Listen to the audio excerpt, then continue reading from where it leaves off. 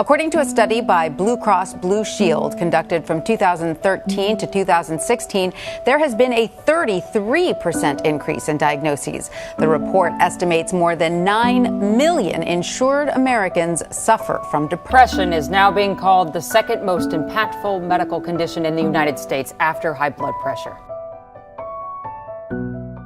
Depression is so endemic in America right now, and it's become a silent killer.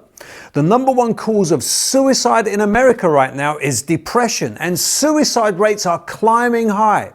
In 2017, there were 17,284 reported homicides and non-negligent manslaughter cases in the US. But in the same year, there were 47,173 suicides. That's more than double. These numbers tell us that over 129 people in the US a day are dying from depression. And suicide is the second most common cause of death among 15 to 34-year-olds. In fact, a new study, Todd, has found that the number of children and teens admitted to children's hospitals for thoughts of suicide and self-harm have more than doubled during the last decade. Shocking statistics about kids and suicide to report tonight. A Vanderbilt study shows the number of hospitalized kids who had attempted suicide or had suicidal thoughts more than doubled since 2008. Why is depression so endemic in America? Well, I mean, the first thing that comes to my mind is oppression. I was just reading in the Psalms as part of my daily reading, and David is oppressed by Saul, his enemy who is after him, and he falls into a place of depression. And some of the Psalms, almost all of them, were written out of this place of David in his own quest for getting freedom from what's going on. So he's talking to the Lord. The Psalms are much of his prayer to God. And I just wonder, is there some feeling of oppression that comes from different angles that people are struggling with and don't know how to find an escape? The number one point that I want to address is, so what is going wrong? Firstly, healthcare professionals admit they are not exactly sure of why depression rates are rising. And some are arguing that depression is not being effectively diagnosed and treated. We're not really sure why this is happening, but what's also really striking is that the treatment for depression has not gone up in that time. So there's more depression in our population, but we're not treating it adequately. Some healthcare professionals are even suggesting that all adolescents should be screened for depression. But I mean, how practical is that, Todd? And also, doesn't that deal with the fact that many people, particularly teens, don't want to talk about depression because it's such a stigma? Stigma still is a very big issue. It manifests itself in the ways that we think and talk about the mentally ill, and in the terms, the words that we use to describe them. For instance? Wacko, psycho, cray-cray. Now, on the other hand, even though a record number of people are being treated for depression, it's still on the rise. And according to the National Center for Health Statistics, the use of antidepressants in the US over the last 15 years, and wait for it, Todd, it soared by 65%. So antidepressants are clearly, they're not a long-term solution.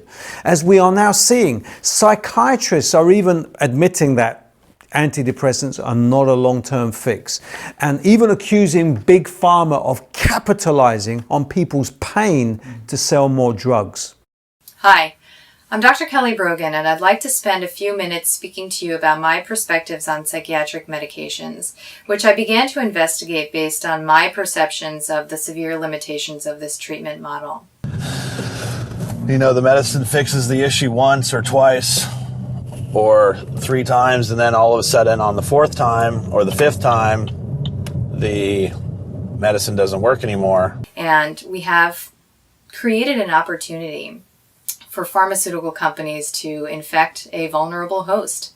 And what I mean by that is that we have patients who are suffering, they're looking for answers, and they're looking for a cure.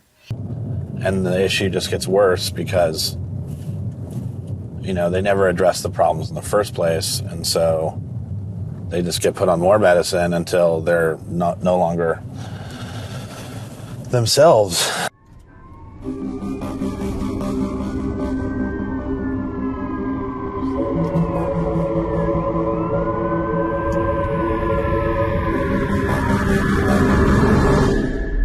has never been a study that has demonstrated that medication treatment long-term provides better outcomes.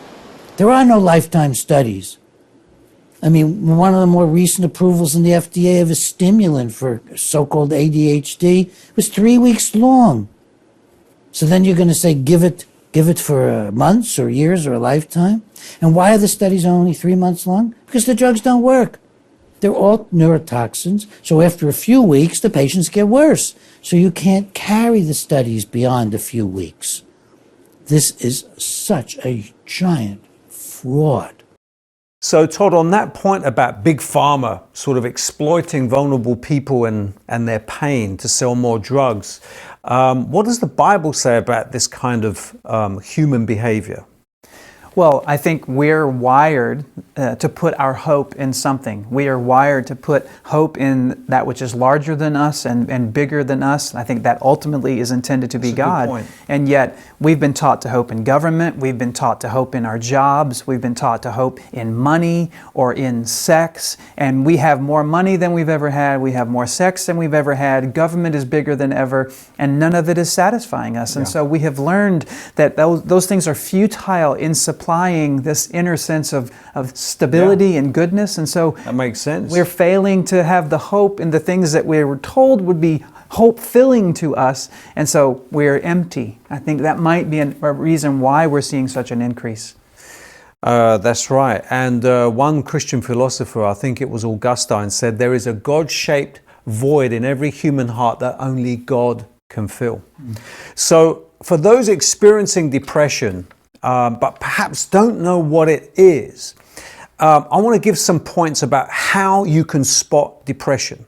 Now, firstly, depression is a serious illness that affects many people. Symptoms vary, but sufferers typically show the following signs. You can constantly feel down and tired. This is about being in bed for days. And if that's you, that's a sure sign. Your self-esteem hits rock bottom, you lose interest in activities you normally enjoy, and you're plagued with feelings of sadness, guilt, and worthlessness, even with thoughts of self-harm and suicide. Number 3, you have concentration and memory problems. You've got problems remembering details, names, making decisions, and you find it a struggle to listen to what people are actually saying. Number 4, you have trouble sleeping. You feel restless and experience abnormal sleep patterns. Now, these can be extreme and range from just a few hours a day to the opposite, where you sleep up to 10, 12, or even 15 hours a day. Number 5, your weight changes. All of a sudden you gain several pounds or your weight drops drastically. Just like your emotional state, your eating habits are also unstable. Number 6, nothing brings you pleasure. Your favorite food goes back to what you were saying about putting our hope and our enjoyment in other things. They don't seem to satisfy anymore. And you feel constantly bored and tired. Number 7, you experience mood swings. You constantly feel anxious, irritated, short-tempered. Everyone seems to annoy you. Your mood can swing from a puddle of tears to a fit of rage in the blink of an eye. Your health deteriorates. Depressed people commonly feel aches and pains and digestive problems. And these don't typically go away with medication because your mental state is involved.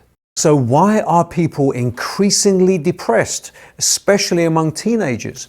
Whilst causes of depression include academic stress, social anxiety, peer pressure, financial strains, divorce, and genetic disorders, one could argue that these have always been around and therefore do not explain the sudden increase in depression over the last 10 years. Now, since clinicians cannot give us any concrete answers, I think we should consider what the Bible says. So, what's the biblical perspective on this issue, Todd? Well, it's a very complicated issue, but I think there's probably many things that are flowing into the sudden increase. And one thing that makes me wonder is the freedom with which we share digitally. We often share our opinions. People are very critical. Social media has given a wide latitude for people's thoughts that were once kept quiet. Now we broadcast them in 143 characters in just a second. So peer pressure comes through those kind of channels. Teens are faced with increasing expectations of perfectionism, both physically, academically, emotionally. Right. And so all of these factors, I think, come to play with our need to be connected, right? The Bible has told us that we were created to be connected to God. And all of these things simply magnify that disconnected state. So I think what we're sensing more acutely is our disconnected nature from God. We're cut off from Him. So as sin abounds, so does that sense of alienation, both from one another as also from God. And so I think that has something to do with this deep sense of angst that teens and many people struggle with. Is things are not the way they ought to be, and we're feeling it more acutely as a community. We're separated from God, and we need to have that fixed. Yeah. This leads us to our third and final question. What can you do if you're experiencing depression? Well, here's a quick message for you. I want you to know that no matter where you are in life, no matter how low you have sunk, no matter how bleak your situation, this is not the end. This is not the end of your story. This is not the final chapter of your life. On that point, Todd, how would you respond to somebody who's experiencing depression right now watching this program? I would say you're not alone. There are many people who experience depression, and throughout Scripture we find many of the biblical heroes who also struggled with depression.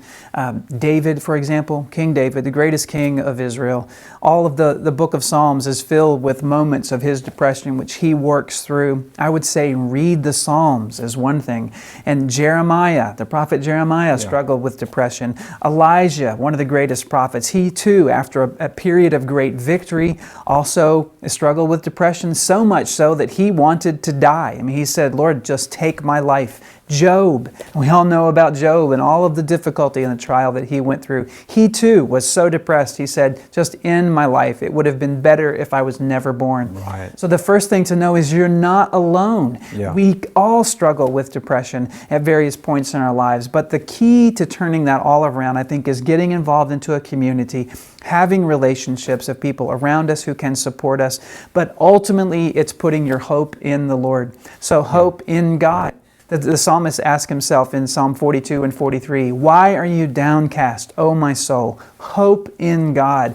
That is the only place I can point to, is through Christ to say that He knows the needs of our hearts. Yeah. Psalm 56, God puts the tears, every tear of ours, in a bottle. He knows our tossings when we're sleepless at night, that sleeplessness that just won't go away.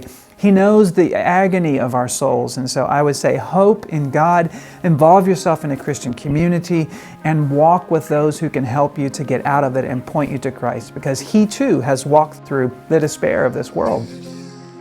And I just want to leave you with something Jesus Himself said. This is an invitation to you. He says, "Come to me, all you who labor and are heavy burdened, and I will give you rest."